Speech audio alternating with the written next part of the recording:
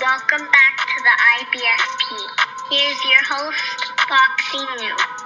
Welcome back, fight fans. Welcome back. Let's just dig right into it. Terence Crawford states, I don't need Spence. I'm going to the Hall of Fame with or without him. So let's just break down his statements. And Terence Crawford comes out and stated, like I always tell people when they mention me and Errol Spence, of course I want to fight. I tell everybody that. I always say, with or without him, I'm going to the Hall of Fame. When you look at all the things that I've accomplished in the sport of boxing, people that's in the Hall of Fame didn't even accomplish that, So I just tell people I don't need him. He really need me. And let's be honest and unbiased. Errol Spence Jr. does need Terence Crawford, because without Terence Crawford, he's not considered top 3 pound for pound in the sport of boxing. He's simply not. Without Terence Crawford, he's not considered the best at the welterweight division. He's absolutely not. Without Terence Crawford, Errol Spence Jr. is not, is looked at and viewed as a ducker.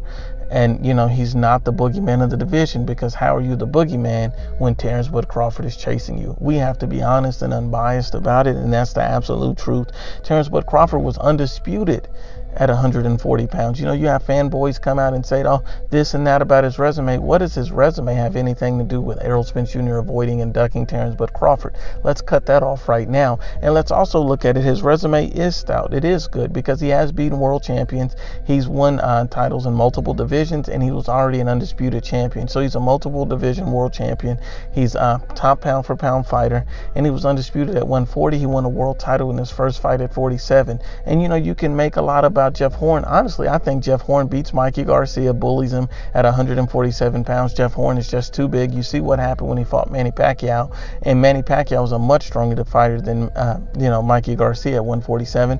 And then, I think Jeff Horn beats Carlos Ocampo easily, who's a tomato can, a C-level Lamont Peterson, who was just knocked out by Sergey Lipinets. Come on, let's be honest and unbiased. Errol Spence Jr.'s resume is fluffed up. Errol Spence Jr. once said that Chris Algieri was the best name on his resume, and we all know he's not even a 147 pounder. He's a 40 pounder, and he's a straight tomato can. So let's be honest and unbiased about these guys' resume. And Errol Spence Jr. is almost 30 years old and only won one title in one division. What are we talking about here?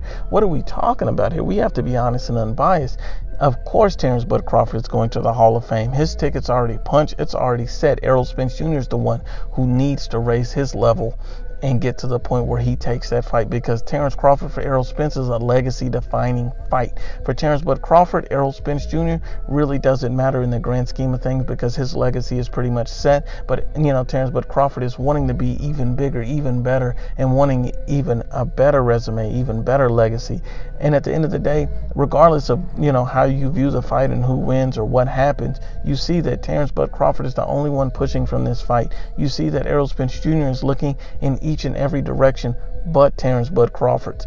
At the end of the day, that's a complete and utter duck. And Terence Crawford Hall of Fame credentials is set, and only a fanboy can see it. But once again, unbiased as always, it's the IBFP. Please share, like, and you must absolutely subscribe.